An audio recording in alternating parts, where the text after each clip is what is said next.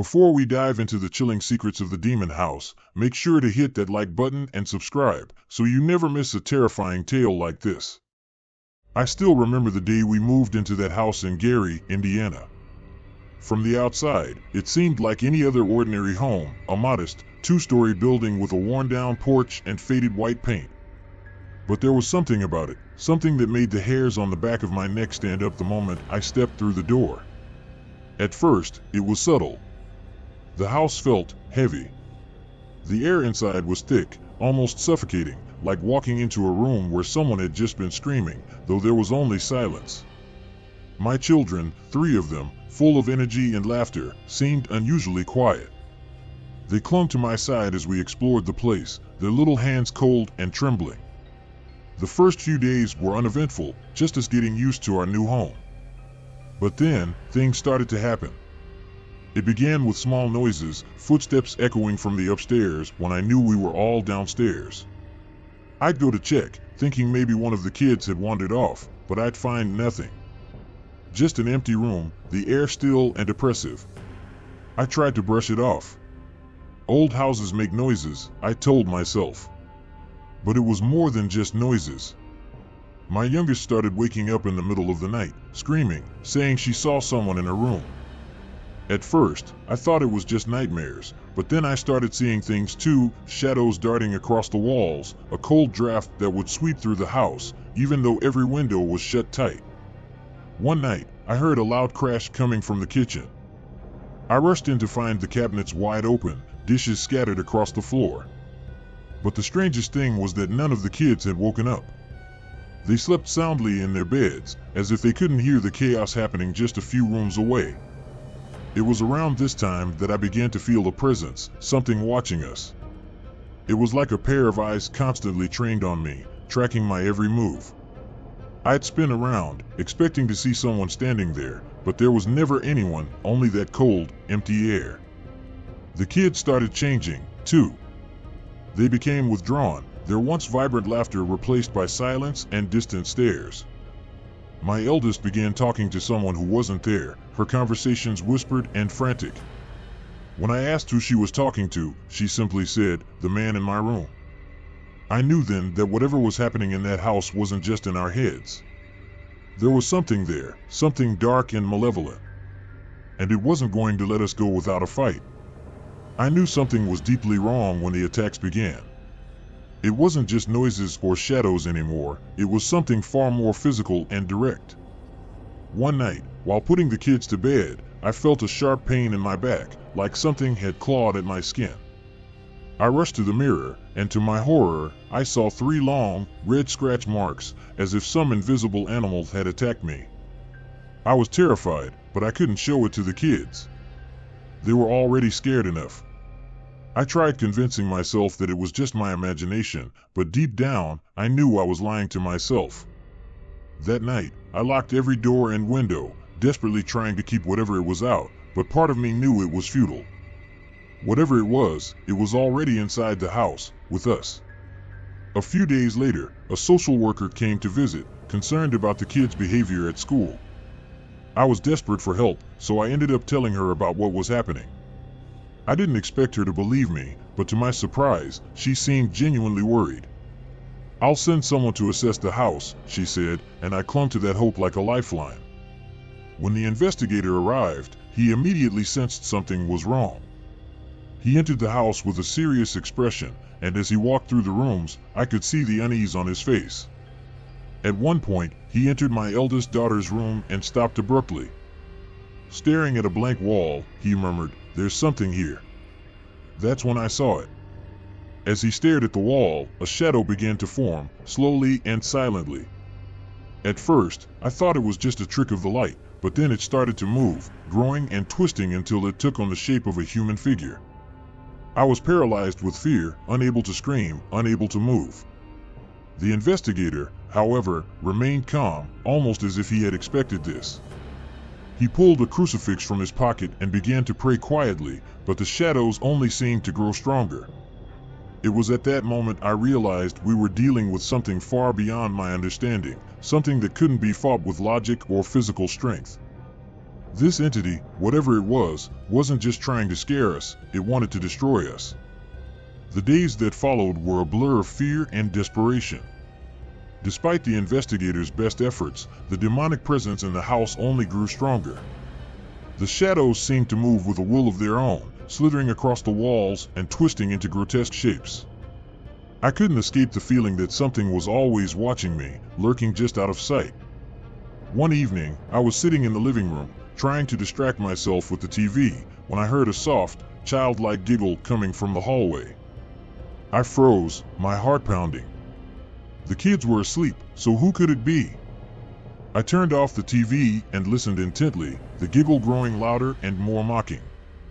I crept toward the hallway, but when I reached it, the sound stopped abruptly, leaving me in an unsettling silence. That night, as I lay in bed, I heard whispers filling the room. They were faint at first, like a distant conversation, but they grew louder and more distinct. The whispers seemed to come from everywhere at once, echoing in my mind. I could barely make out words, threats, and promises of torment. I clutched my pillow, trying to block out the voices, but they only seemed to grow louder, pressing in on me. The next day, I woke up to find that the house had become even colder. The temperature seemed to drop overnight, despite the heating being on full blast. I could see my breath in the air, and a thick, icy fog had settled in the corners of the rooms. I tried to keep the kids warm, but they shivered uncontrollably, their faces pale and frightened. In a desperate attempt to understand what was happening, I reached out to a local priest, hoping for a solution. He arrived with a small team and conducted a preliminary blessing of the house. As he walked through each room, he murmured prayers and sprinkled holy water, but the atmosphere only seemed to grow heavier. The shadows danced more aggressively, and the temperature continued to plummet. Later that night, the situation reached its peak. The entire house seemed to convulse with a violent energy. Doors slammed shut, windows rattled, and furniture was thrown around as if by an invisible force. The kids screamed in terror, and I felt completely helpless. I could barely keep my footing as the house seemed to shake with a malevolent force, and I knew then that whatever was in that house was not going to let us leave easily. The night after the house convulsed with that violent energy was one I will never forget. Exhausted and terrified, we huddled together in the living room, trying to find some semblance of safety. The once comforting rooms now felt like a prison, and the fear was palpable in the air. Every creak of the house seemed to be amplified, every shadow seemed to come alive. Around midnight, as we tried to sleep, the lights flickered and then went out completely, plunging us into darkness. The power had gone out. In the eerie quiet, I heard a heavy, dragging sound coming from the basement. My heart raced as I thought about what could be down there, but I knew I had to check. With a flashlight in hand, I descended the creaking stairs, each step echoing ominously in the dark. As I reached the bottom of the stairs, the flashlight flickered and died. I was left in pitch black, with only the sound of my own breathing for company. The dragging sound grew louder, closer, as if something, or someone, was moving toward me. I could barely make out a dark shape in the corner of the basement, its presence sending chills down my spine. Desperately, I tried to turn the flashlight back on, but it remained dead. The dragging sound was now right in front of me, and I could feel a cold breath on my neck. Panic set in as I stumbled backward, finally managing to climb the stairs and slam the basement door shut behind me. My hands were trembling as I locked the door and returned to the living room, where the children were crying in fear. That night, sleep was impossible. The fear and the sounds from the basement haunted my every moment. The power came back on by morning, but the sense of dread remained. I knew that whatever was in that house wasn't finished with us yet. It was like the house itself had taken on a life of its own, becoming an entity of darkness that seemed to feed on our fear. The next day, I decided we had to leave, no matter what. But even as we packed our things, the house seemed to fight back. Doors slammed shut on their own, and cold spots appeared suddenly, making it clear that we weren't alone. We managed to get out by dusk, but as I looked back at the house, I felt a chilling sense of foreboding. I knew we had escaped, but the evil that resided in that house would never truly be gone. Once we finally managed to leave the house, the relief was short-lived. The sense of escape was overshadowed by the lingering fear of what we had left behind. We stayed at a nearby motel, but even there, I could feel the oppressive weight of the house's malevolence lingering over us. Every creak of the motel's walls, every gust of wind, seemed to remind me of the horrors we had just escaped. We contacted a lawyer and filed a report about the supernatural events. The news media picked up the story, and suddenly, our plight became public. Investigators, paranormal experts, and even curious onlookers swarmed to the house, eager to document and explore the phenomenon. The house, now a spectacle, seemed to revel in its newfound notoriety, as if feeding off the attention. The subsequent investigations revealed disturbing findings. Equipment used to detect paranormal activity recorded inexplicable phenomena, extreme drops in temperature, unexplained electromagnetic fluctuations, and disturbing audio recordings of voices and cries. The house had become a focal point for those seeking to understand or exploit its dark secrets. Despite these revelations, the house remained as elusive as ever. No one could quite explain the depth of the malevolence or how it came to be. It was as if the house had its own agenda, an insatiable hunger for fear and suffering.